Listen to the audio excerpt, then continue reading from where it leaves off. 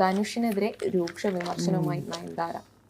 ഇന്നലെയൊക്കെ ന്യൂസിലൊക്കെ ഉണ്ടായിരുന്നു. അപ്പോൾ ധനുഷിനെതിരെ രൂക്ഷ വിമർശനവുമായി നടി നയൻതാര. ഇൻസ്റ്റഗ്രാമിലൂടെ ധനുഷിന് അയച്ച തുറന്ന കത്തിലൂടെയാണ് നയൻതാരയുടെ വിമർശനം.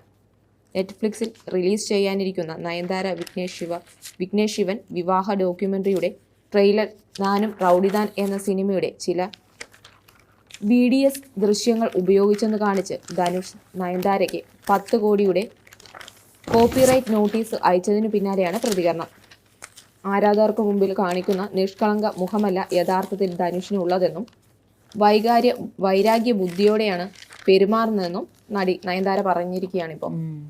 അപ്പോൾ വിഘ്നേഷ് ശിവൻ്റെയും നയൻതാരയുടെയും വിവാഹ ഡോക്യുമെൻ്ററിയിൽ നാനും റൗഡിദാൻ എന്ന് പറയുന്ന സിനിമയുടെ ചില BDS ദൃശ്യങ്ങൾ